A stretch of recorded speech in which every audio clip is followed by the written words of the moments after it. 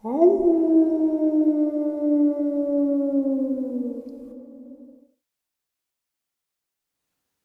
greetings and salutations, everyone. I hope everyone is doing well today. Today, we are on that voyage of state by state alphabetical subscriber Dogman encounters. And we have just hit the state of Mississippi. Before we get into today's upload, a couple links. As you know, I rely on Patreon, PayPal, and my merch to help the channel to continue to grow and go. Those links, minus my merch, are in the description below. My merch is displayed directly under this video. Also, Dogman Frightening Encounters of Volume 1, 2, and 3, the audiobook versions. They were written and researched by Tom Lyons, narrated and produced by me, Jeffrey Nadolny. Those audiobooks are available on Audible, Amazon, and iTunes, the links to which are also in the description as well. Now, everyone, I have taken far too much of your time. Let's get on with today's upload. Shall we? Today's first subscriber, Mississippi encounter. Hey Jeff, my name is P. I live in the northeastern corner of Mississippi, less than 10 miles from Tennessee and Alabama state lines and 70 miles from the infamous Taylor, Mississippi, as well as 10 miles from Pickwick, Tennessee, where one of your subscribers who told us of his encounters lives. My granddaughter, who is 10 years old, had an encounter this past Sunday night with a cryptid that I hope you can identify. It was not a Dogman, werewolf, or Bigfoot, but it was a cryptid. Let me describe what happened and what she witnessed. It was around 11 p.m. when we returned home from the county fair here in Elkhorn County, Mississippi. My home is approximately 6 miles from town in a rather rural area containing lakes, trees, and fields used for anything from tomatoes to cotton. My land is almost 20 acres. We have a home, a barn, a shed, a lake, about 200 yards from my house, and the rest are trees with a few cleared out places. Anyway, back to the night, my granddaughter decided to go for a walk outside to find her kitty before she went to bed. My husband and I were already in bed, and why she decided to go outside without waking one of us up shocks me, but she didn't. She didn't even wake us up when she came back in. She did get into bed with us and slept with us that night and the next night. However, the next morning, while fixing breakfast, she walked in the kitchen and said, "Mama, y'all have some kind of strange dog out here." I asked her what she was talking about, and here's her answer. When I went outside to find Kitty, I started to walk to the front yard, and I saw something really big and really white. I thought it was a dog, but when I got closer, it looked more like an old, bald-headed, skinny grandpa. He was walking on his hands and legs, but then it got up, just on its back legs, and looked around until it saw me. Then it ran toward the barn, Mama. I ain't never seen anything run that fast. I know my eyes were as big as saucers, Jeff, because I listened to your channel religiously, and I knew what she had seen was not from around here. She went on to tell me that it was very skinny again, bald, and looked like it was having trouble walking on all fours, making it hard for her to believe that it could run so fast. I told her what I thought it was, and that I could not believe she didn't come in screaming. She said at the time, and in her 10-year-old mind, she didn't consider it harmful because it was so frail and seemed to have such a hard time walking. But she did say that when it took off toward the barn, it was lightning fast, and that's when she got nervous, when she saw how fast it actually was. She hurried back in and got into bed with my husband and I. I know she's telling me the truth because she's never been exposed to anything that would even remotely give her the idea for this story, not to mention she slept with me and my husband the next night as well. She's not the type of child who makes things up. She's down to earth, a cheerleader, soccer player, softball player, just a well-rounded child. What do you think she saw, Jeff, and have you ever heard of these creatures anywhere else around Mississippi, Tennessee, and Alabama? I know you can understand my worries, seeing as you have a little girl of your own. such as a four-wheeler and a bicycle and other outdoor vehicles, that I'm scared to let her go off on anymore. Are we in danger? Thanks for reading, and share if you like. I look forward to hearing back from you. I'm too scared to go out at night by myself now. If I have to go outside, I listen for sounds of crickets and pray that it's okay. If you draw a line from Taylor to Cock County, Tennessee, it would run right down through town. So I have no doubt there are dogmen around here. They've been spotted in Taylor, which is 70 miles west of Pickwick, which is 10 miles northeast. But I've never heard of anything resembling what my granddaughter had seen. Thanks, Jeff. I hope all is well for you and your little girl. Keep up the good work. I did respond. Funny enough, there are many encounters or experiences seeing these types of creatures fighting with the Dogman. Supposedly, their arch enemy. The creepypasta community refers to them as the Rake, which there is a creepypasta historic write-up about them that some take as credible, but it is not. There has been mention of these kind of creatures for a very long time, but I don't like calling them rake. I hate that word. That's what we use to clean our yards with. I like the word crawler. That probably best fits these things. Do I think you're in danger? Possibly, but not really. If it ran from your granddaughter, chances are no. But I would definitely have a shotgun at hand, and if your husband does see it, or you do, blast it. I would. I mean, it's your property, and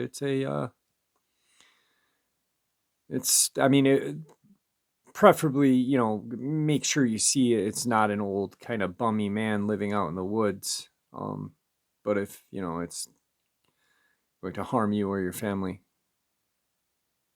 blast it. Moving on. Hey Jeff, I know this channel is centered around Dogman and other cryptid creatures, but I have a disturbing encounter to share. I'm a hunter from central Mississippi, at the beginning of the pine belt that hides who knows what, many unexplored woods. A few years ago, on my way back home, there was this wolf-like creature sitting on the side of the road, lying down without a care in the world. We have plenty of coyote packs here in Mississippi that hang around cow pastures and farms, but this was no typical coyote or wolf. This thing was much bigger than a wolf, but lean and muscular, and was the definition of an apex predator. One thing that stood out was its ears that stood on the top of its head like a Doberman, and grayish coat and black mask. I've never seen a wolf here in Mississippi, but the elders always speak of swamp or red wolf. Looking at the behavior of wolves, they are very shy unless provoked, but this creature had no fear and stared back at me like I was in its way. I honked the horn and it jumped to its feet in an aggressive stance and stood its ground like a lion. The next night I came through the same road and the creature was lying in the middle of the road, like it was its den. It got up slowly and walked off like it owned the road. This creature knew he was the most dangerous because he stared right through me as I watched in amazement. I found your channel because of an encounter. I heard a few encounters, and we're very close to this one. Some people believe these events are not real, but I am going to tell you, like an elder once told me, when you're in the woods, they know it. When you're there to hunt, they also know. It's no telling what's in those woods because we humans move in on them. The creature has not been seen lately, but there were animals mangled beyond recognition in the woods for some time. My cousin even had a dog with a plug bitten out of its thigh like it was fresh butter. There are plenty of pets missing, and this is due to the woods being cut down and habitats being destroyed. This beast has nowhere else to go, so there's no telling what will be forced out of the woods. Thank you for sharing.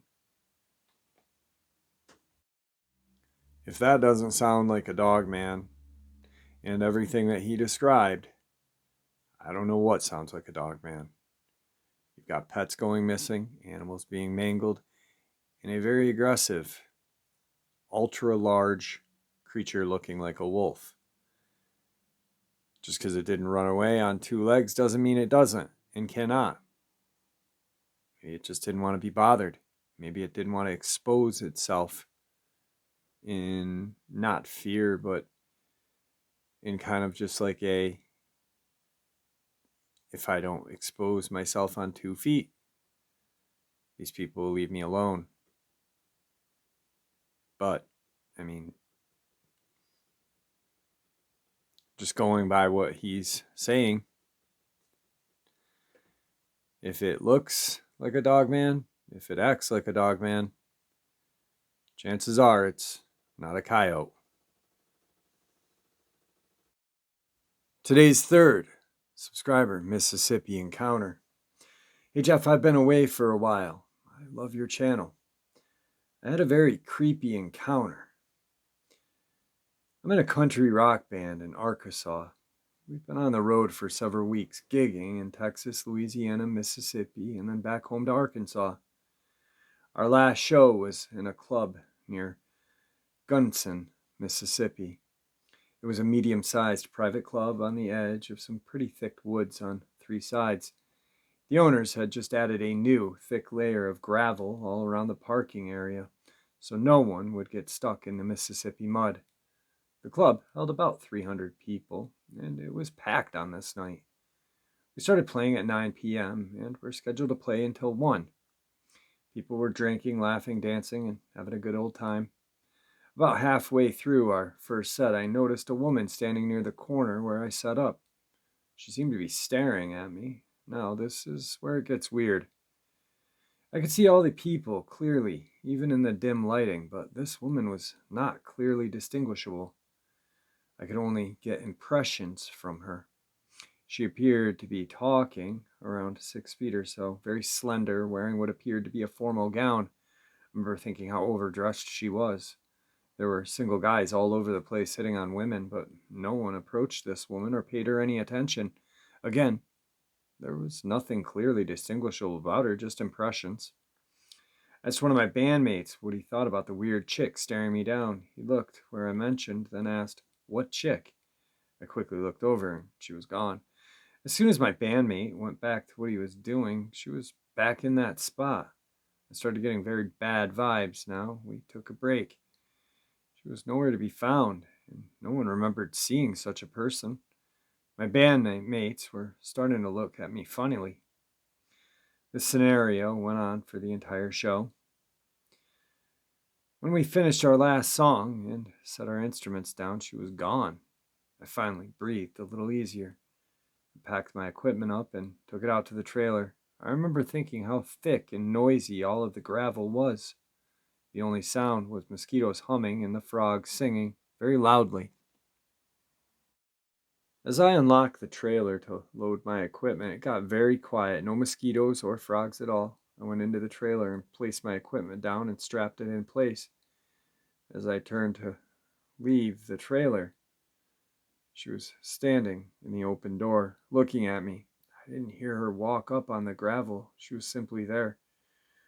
Trust me, Jeff, when I tell you a rabbit couldn't move in that fresh gravel without making a noise. She didn't say a word, but held her hand out to me. I was frozen in place. I had the impression that her eyes were shining black, her hair was black and waist length. I did not get the impression I had of her mouth either, abnormally wide, kind of like the Joker. Again, this was all an impression I'm getting. Finally, I heard the sound of gravel crunching and voices of my bandmates as they made their way to the trailer with their equipment. I glanced down for a second, then glanced back to the door, and she was gone. No sound at all, except for crunching of my bandmates. The mosquitoes and frogs were back. I did not mention my experience to anyone, so they didn't think I had lost it. They asked if we should try to drive home or find a hotel room for the night. I told them that I was not staying in the boondocks tonight. Not tonight. I'm heading back to Little Rock as fast as I can get there. I don't know if this fits your channel, but it happened to me fairly recently. Today's fourth Mississippi subscriber encounter. Hey Jeff, my name is BT. I live in Altus, Oklahoma. I'm a 57-year-old veteran of the Navy and Army. I'm a subscriber to your channel. I live in the southwest corner of Oklahoma. I started listening to your show during the first quarantine months of early 2020. At first, it was just different and creepy, but after 3 months of listening to your broadcast, I came to believe these things were real. I will not write long, but I took my fiancée to Jacksonville, Florida to fly back to her country of Colombia. This took place last October 2021. We drove down through Texas, down the Interstate 10, across Florida. On my way back, I zigzagged diagonally from Jacksonville, Florida, taking the older state highways up, going through Georgia, Alabama, and Oxford, Mississippi, near Taylor, Mississippi. I got there the evening of October 10th, 2021. I got a hotel room in Oxford at the edge of town. It was a very dark night, lightly raining, but I decided to drive the short, windy 7-mile 2-lane road to Taylor to see what it was like. I made a nighttime video and daytime video of the drive. I remember several episodes of your channel about Luke, and also an episode from your channel, or another, about an electrician that went to help repair some power lines after Katrina. That guy's testimony might have been from Dark Waters' channel. This guy was told to be very careful and watch for these creatures while working on pole lines. So I wanted to see the approximate location for myself. I drove slowly from my hotel down that dark, long, narrow road to Taylor. Most of the trees are about 10 feet or less from the edge of the asphalt. Only a couple or so areas in the road go back further. I even stopped a few times and rolled my windows down to listen. I never saw anything. When I got to Taylor, I stopped at a little gas station where a young black gentleman was cooking barbecue. I got out and asked about the town. I asked if he ever heard of Dogman or Walking Wolves, and he replied that he didn't, but led me inside to ask 2 other black gentlemen and the older black lady who owned the place. I told them who I was, and they were all very nice and hospitable. When I asked them about Dogman, the 2 black gentlemen looked scared and replied, yes, then looked down and did not want to talk anymore. I thought that was strange. The older lady was still very nice and talkative. She also said she knew of them. I offered to buy one of the large barbecued pork steaks, and she said, ain't no way you're paying for that. It's on the house. She gave me a to-go box with a large pork steak and a large smoked sausage. I told them thank you and good night. I drove back Old Taylor Road slowly, hoping to see a Dogman and get some clear video, but nothing. At the edge of the town in Oxford, I stopped in the Dollar General to see if they had any steak sauce. I spoke to a black lady employed there, stocking shelves. While she was guiding me to the right aisle, I spoke consciously as to why I was in Oxford. I mentioned Dogman, and she said she had never heard of the term. As I described to her what these creatures were, her eyes got big, and she said, now I know why this one guy that used to work there quit so abruptly. She explained to me that the young man had been employed there for 5 months previous. She told me that as soon as this young man got to work, he was so frantic and scared, and told her and another lady that was the manager that he had seen the biggest wolf-looking thing on the side of the road while driving from Taylor to Oxford. He said it was way too big to be a normal wolf. She told me that he had quit and would not drive that road at night again. Next day, I drove all around the little town to see the layout and tried unsuccessfully to find Lockett Ranch. That was a long history of Dogman activity. Of the few locals I spoke with, no one seemed to want to talk about it. The whole area is full of tall, thick forest. The population is only 300 plus. So, one more account, Jeff. I have a friend named John who is ex military recon that works in the guns and hunting section at the farm and ranch store in Atwoods in Lawton, Oklahoma. Lawton is an army town with Fort Sill Base, where it is located, only artillery training base in the United States. Anyway, I stopped in to visit him last Thursday, Veterans Day. It was about 5:30. He was working. We talked about preparedness and guns and such. I asked him if he knew about the Dogman. He said he had never heard of such a thing. I told him that I thought I had talked to him in the past about it. He said no. John lives about 25 miles north of Lawton, near the wildlife preserve in Wichita Mountains. I described a little bit about the Dogman and how they like to mutilate animals. He told me that in the last few months, 2 of his cows had been killed in such a horrible way he had never seen before. He also told me about the strangest, scariest howl screams coming from his woods. He said the howl screams were so loud that they vibrated through the air and he could feel them. I asked him to listen to a series of animal sounds that were recorded and sent to Thinker Thunker channel. I asked him to see if any of those sounds were similar. He told me that the long, loud howl scream that is on the recording is exactly what he heard.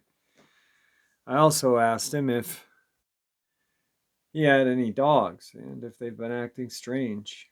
He told me that when the howl screams occurred, they started barking like crazy and went and hid. John said to me that he never heard anything so scary, and nor had his dogs ever acted afraid of anything. I will mention here that the wildlife preserve has a lot of free roaming buffalo population and a good number of Texas longhorn cattle there as well. There's a sizable lake, plenty of trees, lots of rocks and rolling hills. I don't know about any caves. This past Tuesday, the 23rd, John texted me in the morning and told me that late Monday night his dog started barking like crazy. He got up to look outside, and about 20 yards away, next to his gate, was a large black figure on all fours. I asked John how tall the gate was.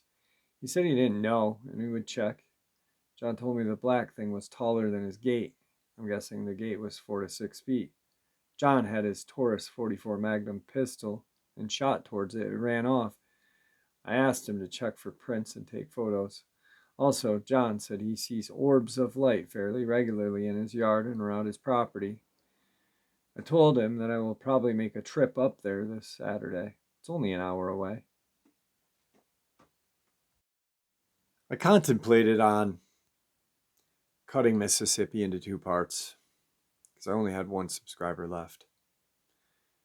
And I purposely ended with BT's because it led us into that subscriber. And all of you know him. His name's Luke, and he is from Taylor, Mississippi. And here is Luke's and his family, well, his family's encounters, experiences with the Dogman. 5 generations of family experiences with the Dogman in Taylor, Mississippi. Jeff, how are you? First, let me start off by saying our property is only a few acres in Taylor, Mississippi. We've had the property for about 50 years, I believe. My grandfather at the time was a handyman doing odd jobs for people and worked in a town's grocery store. At the time, my grandfather George was 22. He would get up at 4 a.m. and walk to work 2 to 3 miles each, since he didn't own a vehicle. He did this every day for 3 years. Then he met my grandmother and they started dating, so he would get off of work and head over to her house, which was a mile in the opposite direction of his. Like any other day, he would leave her house 2 hours before it got dark. As he would head home, he would cut through a trail that would cut his trip down by 1.5 miles. So one evening, he was heading home, cutting through the trails he took many times before. He was about a mile into the woods, he felt something was off as he was being watched. So, as he was walking, he heard something in the distance moving, and he stopped. It would stop as it was getting dark. He had no type of light other than some matches, so he started to rip a piece of his shirt off and put some dry leaves in it and tied it to a nice sized stick. Then he took some tree sap and applied it as well. While this was going on, the sound of something approaching was getting louder. As it was only a few yards away, it was almost completely dark. He would attempt to light his makeshift torch down to the last 4 as darkness fell upon him. He was able to get it lit.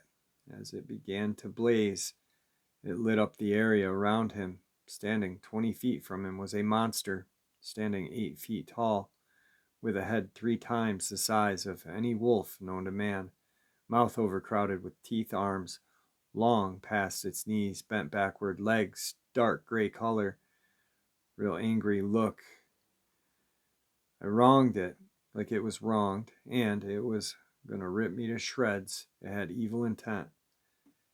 He stood there looking at the demon's fingers, over exaggerating with 3-inch nails.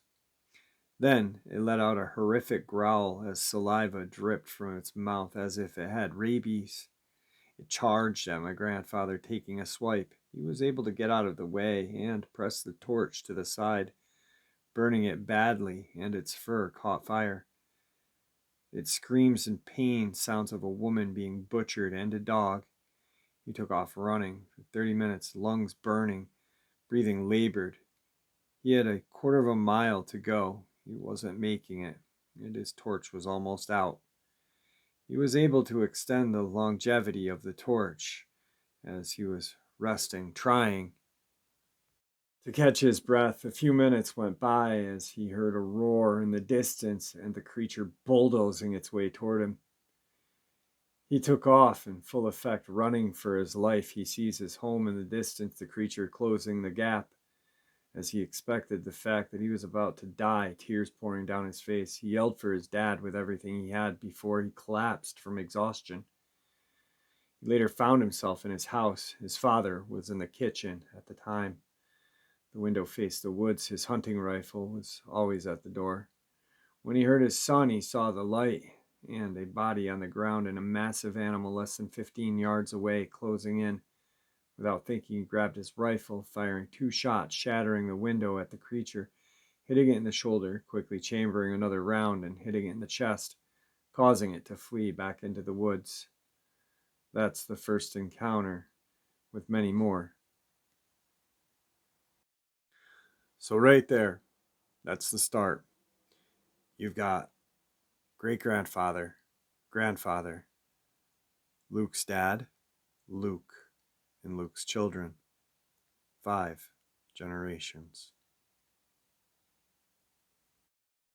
Hey Jeff, Luke, sorry, meant to get back to you sooner. I've been tied up.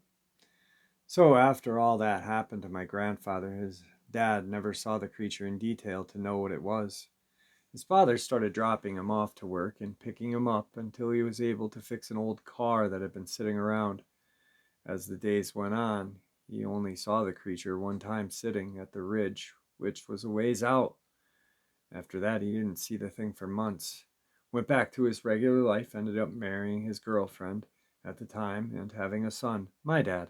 6 months after he was born, strange things started to happen around the house, which was built on that same property. Tapping on the bedroom window, doorknobs being tested, things like that.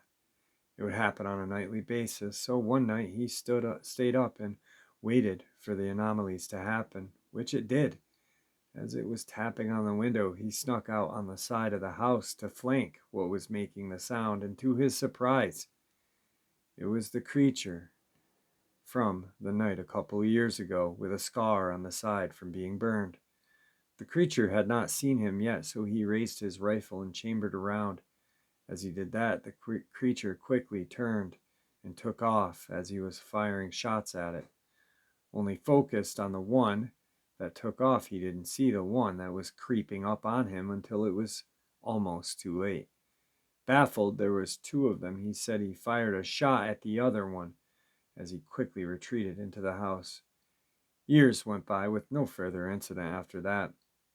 A new group of walking wolves would traverse the property by the signs of the tracks and sometimes a visual but no interaction, until one night when George went into his son's room to check on him. There was that thing watching his son sleep in a bed right across from the window. Anger took over my grandfather as he rushed to the window. Then, being only a foot apart, separated by glass, the thing smirked and walked off. I'll send you the rest of the emails. I need to write, so cut some insignificant things out. If you require any other information from the two encounters, please let me know and I will answer them. The next encounter didn't happen until my dad was 3. My dad had an imaginary dog friend that he had been seeing for months. He would always ask him to come out and play by certain gestures. My grandfather didn't think much of it until one day my dad says Doggy only comes at night. When it finally clicks in his head, it's one of those walking wolves. So he called a couple of his friends and explained what's been going on. They devised a plan to try and kill it. So they got a couple of bear traps, placing it outside his son's window, blending into the shrubs. So night comes. My dad's fast asleep. My grandfather carries him to the other side of the house with my grandma and one of his friends as he heads back to the room with the lights out and the window open. Him at an angle with his rifle pointing toward the window, his friend in the shed 15 yards away from that window with his rifle pointed in the direction of the window. It shows up, but believed it was aware of the presence of his friend in the shed, so it approached the shed instead of being, said his friend screamed. As it was trying to enter, my grandfather went to the window and fired a shot, ended up missing, and it took off. The creature stopped coming for a while. Dad grew up in his teens. His dad told him the history of the property and what goes on, that he shouldn't go out at night. But like any other kids would think that he was telling him boogeyman stories to get him to go inside early. So, when his mom and dad would go to sleep, he would sneak out of the house to meet his friends at the lake a quarter of a mile from the house. On this particular night, he snuck out of the house and didn't make it but 15 yards from the house. There was a figure standing by the tree, 50 feet away from him. "Who's there?" my dad said. Then the creature stepped foot into the light, and everything his father told him started flooding his mind. He started slowly backpedaling, as for every step he took, the creature copied. As he got to his window, the walking wolf sped up. Diving into his room, he quickly shut and locked the window. The creature pressed its face upon the window, licking it from bottom to top. This left my dad traumatized. Didn't speak about it for weeks and didn't want to leave the house. Eventually, with the help of his dad, he was able to cope with it. It stopped coming around for years. He didn't have any more encounters until late into his adulthood, and early in mine, which I believe cost us dearly. Hey Jeff, how have you been? Hope all is well. Sorry it took me a while to get back to you. I was in the hospital for a few days, non-COVID related. I have some lacerations from the back of my shoulder to the front, pretty much gonna scar once it starts to heal up a little bit. And not in risk of getting infected. But that's a story for another time. Right now I have only 50% use of one arm, so I can't type with it due to some nerve damage. I have my wife helping me, or I'd be here forever trying to type one-handed. Anyway, back to the rest of the encounters. Years went by, 20 years or so. No further encounter. Life was back to normal for my family, and then I came along. I had a normal childhood, growing up, no encounters with the walking wolves that my dad and granddad told me about. However, at 6 or 7, I had an encounter with a woodsman, or as some people call them, Bigfoot, Sasquatch. I would play out in the front near the wood line, and it would watch me and make waving motions. I never felt threatened. I'd say it became my friend. I would go into the woods, leaving trinkets for me. and it kept the coyotes away from me. This went on for years into my young adulthood. I had no fear of the woods at all. I was friends with an 8-foot Bigfoot. The closest we ever got to each other was about 10 feet. I was in my 20s at the time. My life took a change for the worst. I would spend hours in the woods, more than I would spend at home. One late summer afternoon, I was in the woods looking for my friend and I couldn't find him, but had this ominous feeling that I needed to head home. So I did. I had the feeling something was watching me, followed by light footsteps. So, naive me thought it was my friend, so I called out to him, going where I heard the noise. 40 feet away from me was this dog crouching down in the brush, looking at me. Then it stood up. It stood at 7 feet and a half, maybe 8 feet tall, long muzzle, dark brown, almost black fur, sharp looking teeth. I never felt the need to carry a weapon before until then. Mind racing. Can I outrun it? My house is 300 yards away. Then it points at me with those creepy finger claws looking thing. 3 more came out. They had me completely surrounded. I'm scared out of my wits at this point. I put my hands up like fighting this thing is not an option. Then I glanced, something bulldozing its way through the forest, and came a mighty roar, like it had came from King Kong itself. I've never heard anything like it before. It literally brought me to my knees and paralyzed me with fear.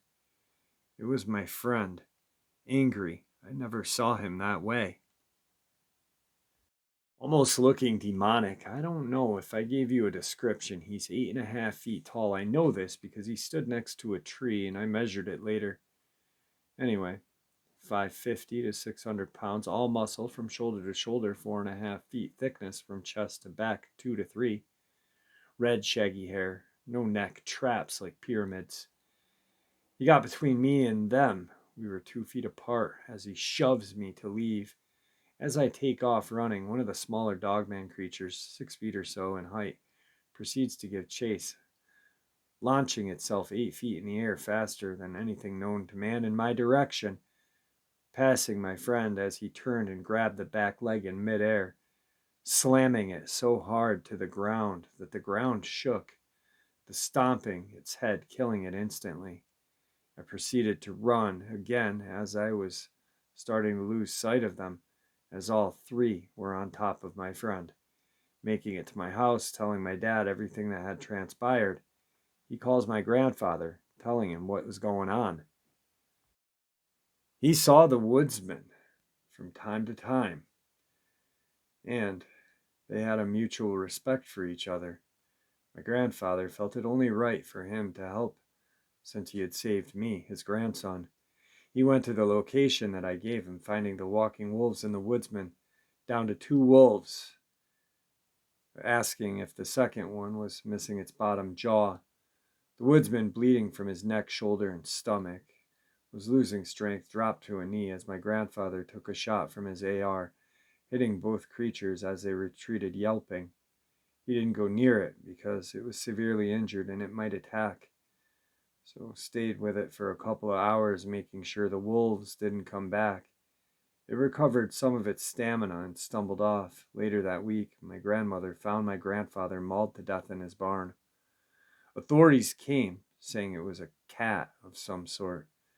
Fish and Wildlife came, and some other alphabet agency came, was on the property for a couple of days. We mourned the death of my grandfather, oblivious to everything else around us, and what was going on our property for a while. We believed it was one of the ones my grandfather had shot. I didn't have any friends at the time other than the woodsman that could have possibly died from his wounds. So my dad got a bunch of his friends who were hunters to go kill this supposed cougar or mountain lion. They went into the woods tracking a predator they found signs of heavy gunfire, chaos, that went on for a quarter of a mile, blood splattered all over the area. This unnerved all of them, and they quickly abandoned their objective. Not knowing whether those walking wolves were dead or alive made us feel robbed never to be able to get closure. This happened around the years of 2000, 2001. At this point, I know some feel that Victor is a hoax. Um, I don't. Um, Something about everything just doesn't feel like he is. This is one of the major reasons why I don't. If Victor has insight on that, it may give my family closure. I never saw the woodsman that saved my life again. Victor wrote this: Luke, let me first say that I am sorry for your family's loss, then on to your remarkable family history with these beings. I think I know what it is like to have a special friend, even though mine doesn't roam free like yours. Let me start by saying we received a call from the Game Warden Service of Mississippi, and myself and two more agents went to the area. We got there the day after they removed your grandfather from the barn, and we traveled to view his body. After this, we returned to the area and was dropped off by the sheriff's officer and entered into the pines. After traveling 3/4 of a mile, I located a large male Bigfoot, badly injured but still alive. I approached, spoke to him in a calming voice, and asked if he needed help, and that myself and friends with me would help if he wanted. I finally got enough courage to move close to him, to be able to touch him and ask to look at his wounds. His neck and stomach were the two worst places, so we went dark, tranquilized him, got a transport to Virginia. That same night, about a mile beyond that spot, we intercepted 8 Dogman, killed all of them, flew back to Virginia. All of them were wild, and the only one had a different bullet hole in its chest. After being in the doctor's side of the building for about 5 weeks, once again we tranquilized him, carried him off to Hawk Mountain, or close to Three Forks in northern Georgia mountains, and turned him loose. Back to Luke. First of all, let me start off by saying since we lost my grandfather, we didn't have any more encounters with the walking wolves. We heard howls and knew they passed through the property, but they never came around our house. My dad and I would walk the property every month armed just to make sure there were no disturbances or people that were not supposed to be there. So we'd take a couple of ATVs and traverse the property early in the afternoon. No incident or anything of that nature. So as we got ready to turn back, I noticed a path at the end of the property that goes down. Never noticed it before, so I went to see where it led. And about 10 yards down, there was a hole in the ground on an angle, 4 foot in circumference. As I get close to it, it smells like death, shining my light down, and it goes deep, and at the entrance, there were deer bones and other animal. I started hearing breathing as if something was sleeping. Then the wind changed directions, I guess carrying my scent into the den, so the breathing stopped. It turned to a light growl. Once we heard that, we hightailed it out of there. Later that evening, I went to my dad's house and we were discussing what it was, and we realized that it was the rest stop for the walking wolves that traversed the property. Then we heard blood-curdling howl, growl, woman scream mixture. My dad was like, I think it's mad that we were by its home. No, Dad, it's not mad at you. You were a good distance. It's mad at me. My scent was all over the den. So I went home, and I didn't go out for a while because of that, to see if the thing would let it go and realize that it was a one-time thing.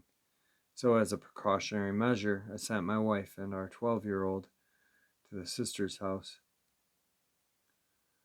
A couple days go by, excuse me. I think whatever was in the den forgot about the misunderstanding, as I didn't go back there. It tracked me to my house and was watching me and knew I was alone. I wasn't going to bring my dad into this and have something happen to him. I wouldn't be able to get over that, as I felt the cause of my grandfather's death 20 plus years ago, so I usually kept my 45 in a fingerprint safe next to my bed, but I decided to sleep with it under my pillow, with my hunting knife as well. My instincts served me well. That night I was deep in sleep. My body was trembling like I was in imminent danger. Moonlight was shining in my room. I slowly opened my eyes to a wolf in my bedroom. Jeff, it got into my house. It found me in my bedroom. My God, I couldn't spring up. It would have gotten me instantly. I prayed and prayed hard as I swung my hand with everything. I had to be fast enough to get shots off. As it pounced, I fired.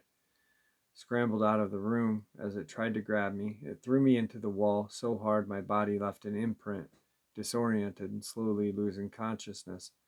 I fired again, hitting it in the chest. It stopped briefly for me to make it to my bedroom bathroom.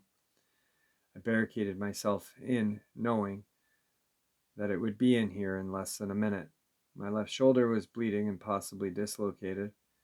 I was not able to use my SOCOM, which was at the side of the bed, so I abandoned the idea as the wolf started to chip away at the door. I had maybe 6 rounds left of a backup magazine in my nightstand drawer. I knew I wasn't making out of the bathroom alive. I fired 2 shots as it was trying to come in. I heard an AR go off through the missing parts of the door. I fired the remaining bullets as the wolf retreated through the front door. It wasn't a 30-minute shoot-off between me and a walking wolf. This only lasted about 6 to 7, but it felt like time had slowed. My dad's house is about 2 minutes away by ATV, so he heard the few shots go off from the direction of my house, hopped out of bed, grabbed his AR and boxers, and got on his ATV and made it to my house in about 2 minutes. As he got there, he saw that everything seemed fine, so he circled back and saw the door was open and the door handle was twisted so hard the mechanism broke. Then he proceeded with caution. Then he heard gunfire coming from my room. He quickly came up the stairs, halfway seeing the wolf making light work of the bathroom door. He put 6 shots into the creature's back, then I fired as well, causing it to flee. I was rushed to the emergency room. Had I told them that I heard noises outside of my house and went to see and was attacked by a big cat, ended up getting rabies shots and a couple other, they cleaned it up. 4 gashes, the 5th one spaced apart where it had grabbed me, about 10 inches in length, and said they were not going to close it due to infection reasons. After that, we went to my dad's house and examined my house in the morning. Blood all in my bedroom, leading outside, the blood outside a dark red burgundy color. So my dad and a few of his friends helped clean and fix the doors, reinforcing them. After all this was done, me and my dad decided to sell it due to the fact that our home is no longer safe. Jeff, if my dad was a deep sleeper or lived a few more minutes away, I would have absolutely been dead, no question about it. I sleep with the lights on now. If you have any other questions, I'd be glad to answer. I survived Dogman, but next time I may not be so lucky. Why am I leaving? This is why I'm leaving the property behind. Next email from Luke. Sorry, got home crashed. Met by an armed individuals on my property asking me about walking wolves on the property and how many were killed. Do I have a body? If I try to expose these creatures, I'd regret it. The last person who tried to put this information out met a fate worse than death and is no longer in sane mind. I think they've been intercepting my emails. I will send you what happened to us on the Appalachian Trail. The possible call you tomorrow and talk on what's going on. Just caught up on the episodes. I was at least 5 shows behind. Wow. Oh my God. I'm literally at a loss for words. I don't think my woodsman friend is dead. This is why I believe he is not. And I will tell you why. Last week was my dad's birthday on the 20th of June. So me and my dad and a couple of friends decided to go camping and hiking. I suggested the North Georgia mountains of Appalachian Trail for personal reasons. You will soon find out. We took our motor home on a 6-hour journey, reaching our destination around 7 in the evening. We got settled, unhooked the 2 ATVs, set up a campfire, and told ghost stories. It was an uneventful night as we turned in for an early start. It was the next morning as we hopped onto the ATV to check out the surroundings. I was personally searching for my long lost friend, knowing that I would never find him. We were armed with handguns. Our SOCOM ARs were in the RV. We found a ravine about a half a mile away. As we were discussing where we should go next, everything went around us went silent. We unholstered our weapons, ready to engage what was making its way to us, and they sounded heavy. To my surprise, it was a family of Sasquatch, and they were not happy that we had impeded on their territory. I will send the rest in 3 parts, as it is too long for me to type all at once. So we were met by rocks being thrown at us from a distance, then whooping. One of my dad's friends wanted to take a shot in the direction of the commotion. I urged him not to. It would only make matters worse. In the distance, I saw 3 juveniles crouched behind some shrub. As our attention was on them, a massive one was approaching from our rear and very angry. It stopped 50 yards or so away and roared. My dad's friend John turned and fired out of fear, barely missing it. Then it charged at him. I got between them as it stopped shy 30 feet. It was almost 9 foot tall, red hair with patches of gray scars all over its stomach and neck. As I looked closely at it, it was an aged version of my old friend, which I was certain it was by the wounds that my late grandfather told us. I started crying, thinking I had been reunited with my friend. However, he didn't feel the same way I did. He had a look of, I want to kill you, which terrified me and forced me to raise my gun toward him. I called him by name I gave him years ago, Big Red, but it did not reach him, no emotion. I told the rest of them to slowly back out toward the ATV. I will follow, so I proceeded to back away every 3 steps I took. He took 1. As we made it back to the ATV, we peeled out, and Big Red gave chase on all 4s, then stopping, grabbing a log, and launching at us, barely missing us. We made it back to the RV unharmed but shaken, didn't go back out for the rest of the day. I was scared, confused, depressed at the same time. My longtime friend was not a friend, I remembered. So the next day, it still being on my mind, we decided to go fishing to get my mind off of it, which we did, and it helped a lot. We caught the spotted bass, a few trout. We were out there for a couple of hours. The area we were fishing was about a mile and a half from the campgrounds. So we're heading back to our ATVs. As we were riding, we saw movement in the brush, keeping pace with us. I initially thought it was a walking wolf. I couldn't be any more wrong.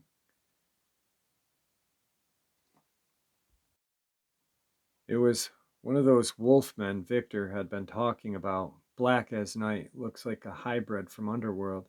It gained enough speed to take our cooler of fish and smirked like, I got your food and there's nothing you can do. We packed that night and left. I'll tell you what happened when we got home over the phone. After I finished reading the emails, we had a lot of phone calls, interviews. I will discuss what we talked about and fill in some gaps as well. But I want to get the emails finished and then fill in the gaps. Jeff, it's a long story, but here's a short version. We'll give you a full story later this week. I was walking my property. I came across something in the brush. It happened to be one of the walking wolves. It was stalking something. That something turned out to be a special agent. I took a pic of it and video on my phone. I yelled to the guy to watch out. The walking wolf was upset and came after me instead. He took shots at it, ended up hitting me and the wolf as I collided. Email from Luke's wife. Hello and good morning, Mr. Jeff. Let me start off by saying that I was away when all of this happened, just able to put pieces together from what my father-in-law told me, and also information from the authorities and doctors. My dad was diagnosed with kidney cancer, which he lost the battle to last week, so I went to where he was currently residing in Whitehall, Pennsylvania, to plan his funeral. I'd been gone a few days. I received a call from Luke's dad stating Luke is in the hospital in serious condition. So you can see where my head was. Just lost my dad, may lose my husband. I was distraught. I was too distraught to drive, so my sister drove us overnight. When I met Luke's dad, he told me Luke suffered a serious head injury from the fall and was shot twice by, I guess, an FBI agent by accident trying to fend off a bear attack on the property, which he got some injuries from as well. The reason they were on the property is they received a tip from a reliable source that my husband was involved in illegal arms dealing and obtained a so-called search warrant, which is a lie because when I asked to see it, they could not produce it. I was denied access to my husband, and they have an armed guard watching him. My lawyer is dealing with the issue now. Luke is in a medically induced coma while the swelling in his head goes down. I did not turn the phone in, plus denied them access to the property, went through his pictures, one attached of what he took that day of his accident. I'll keep you updated when he wakes up. I want to know what really happened.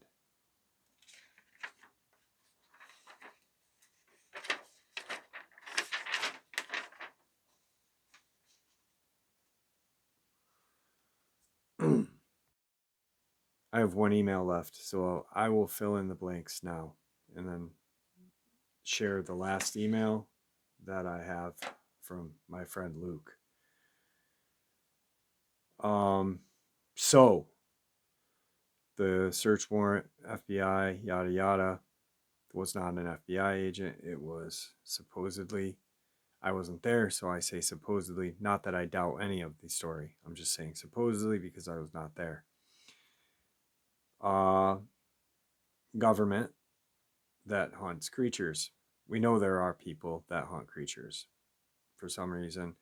Other channels can talk about it, but when I do, I get ridiculed. Go figure. So he gets set up. They want him to shut up. Everything ends up working out. Luke is sent home a couple weeks later. Messed up bad. Now, the government has told them they are buying their property. And they have no choice. During this time, they are going to move to Maryland. Luke's dad, Luke's wife, the kids, and Luke. Luke's wife is driving to work one day during this process of moving. There are 3 huge dogmen, one very, very large one in the middle of the road. She veers off to avoid hitting them and ditches the vehicle that she's in. Doors are locked, windows are up. This huge dog man comes and just stares at her. She's terrified. Calls Luke. Luke's on his way. Luke gets there to pull her out of the ditch and sees this huge creature. You could tell that it was something about it was special. It had some sort of intelligence in its eyes. He felt like it was the alpha of the alphas. That's the way he explained it to me. And if you go back and listen to the uploads, you can hear it in Luke's voice and his words. They leave the car. The wife gets in the truck. They leave. The dogmen's rip open the car and get the scent of Luke's wife and their kids. They have to move. They move to Maryland, where everything is going smooth. Luke is recovered, he then takes up a uh, job training as a park ranger in Maryland. Believes he was set up because his boss, usually as you are on training, you are always with a supervisor for the first couple of months or so.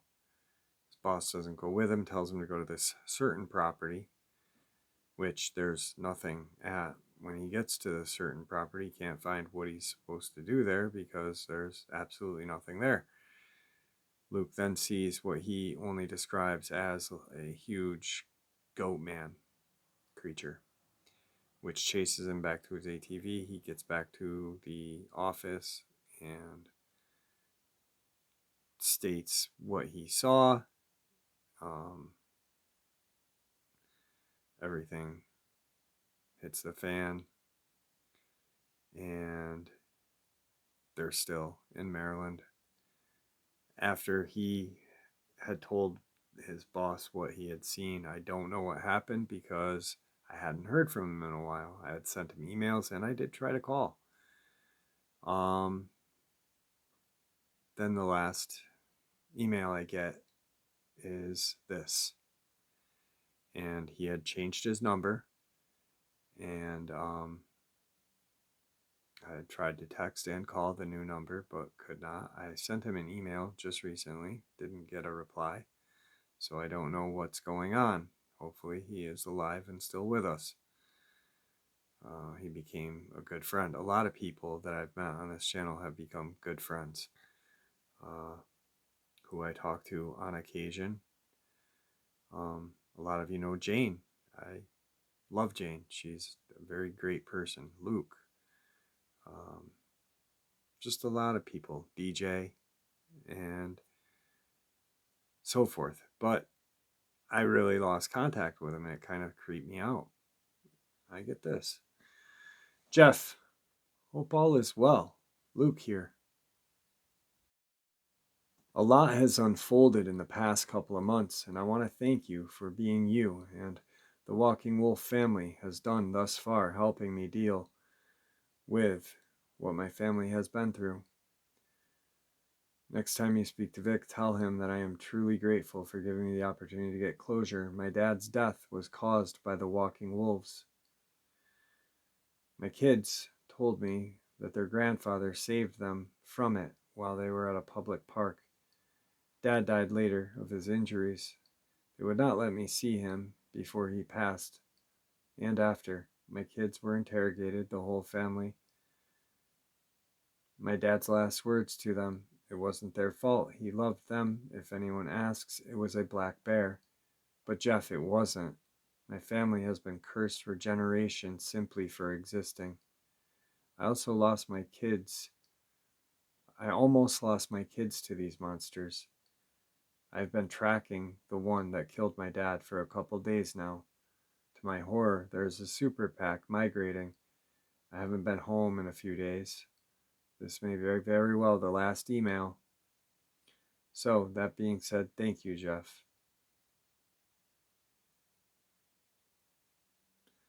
I don't expect to make it out alive, but if I do, by God's grace, it won't be without a body. Take care of yourself, Jeff.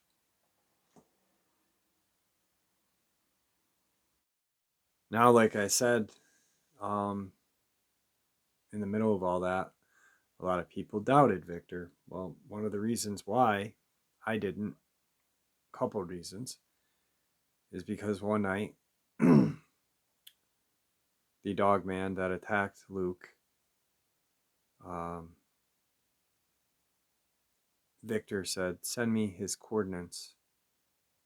So I did. During that time, a bunch of people on Reddit and Facebook and all that came up with some bogus story and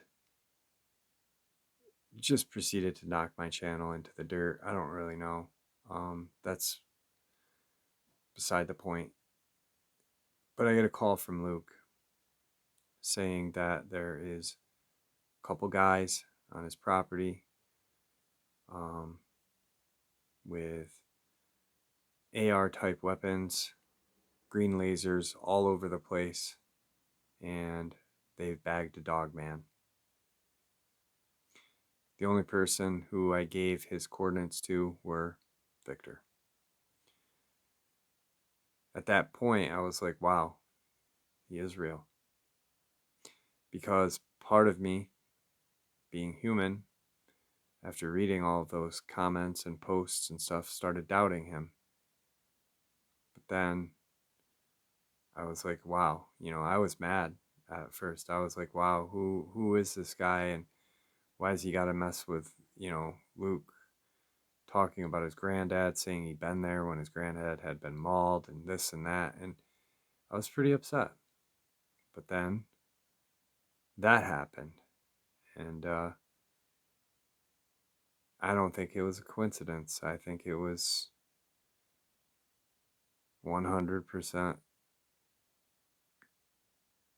true and whatever.